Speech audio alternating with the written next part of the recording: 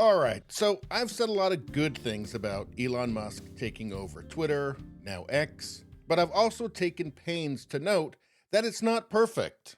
So let's get into the not perfect part. And by not perfect, I mean terrible. Here's the headline: X CEO Linda Yaccarino on hate speech policy at X. She says we de-amplify posts that are lawful but awful. Well, how cute. And I guess who gets to decide what's awful? Her?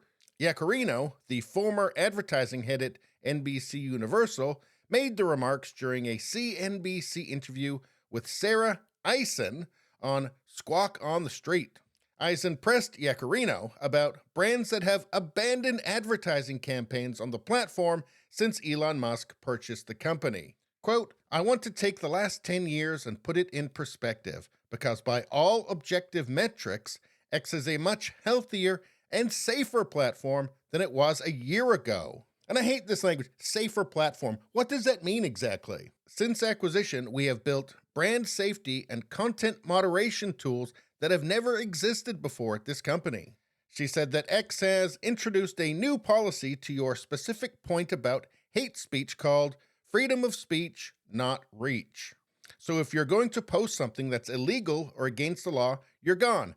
So I think that if you're talking about doxing or death threats or calls for violence, I think that's fair enough. But anyway, zero tolerance. More importantly, if you're going to post something that is lawful but it's awful, you get labeled.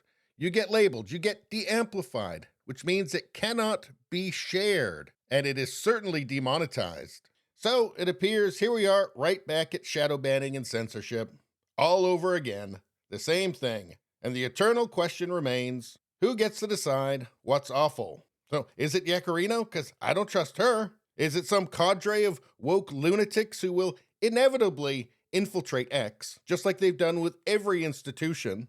At least they're not planning to outright ban wrongthink, at least not yet. But, simply hiding a user from the rest of the users is more or less the same thing, isn't it? And this is all about trying to bring advertisers back. Apparently it's dropped by like 59% since Elon Musk took over. But at the same time as we're hearing all this, they've released this statement as well, a new level of control for X advertisers.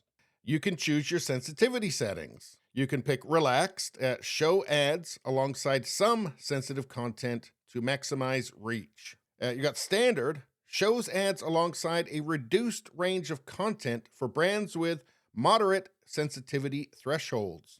And it says avoidance example, targeted hate speech, explicit sexual content, gratuitous gore, and excessive profanity. And then you have conservative, shows ads alongside limited content for brands with strict sensitivity thresholds. And it says avoidance example, targeted hate speech, sexual content, gratuitous gore, all the rest of it. So why does there need to be anything more than this? Why do you need to de-amplify posts that are lawful but awful? I mean, you've already got a mechanism in place for advertisers to decide what they want their content to be next to. And as for users that are going to be offended by legal speech, like, I don't know, legacy media journalists say, they're just going to keep on being offended anyway. As long as there's somebody out there who disagrees with them on anything, they're going to find their way to the fainting couch. They cannot be satisfied ever. And this de-amplifying post thing won't work to bring in more advertisers anyway, because it's the media who will ultimately decide whether big corporations will get the green light to advertise. And the media has an insane hatred of Elon Musk.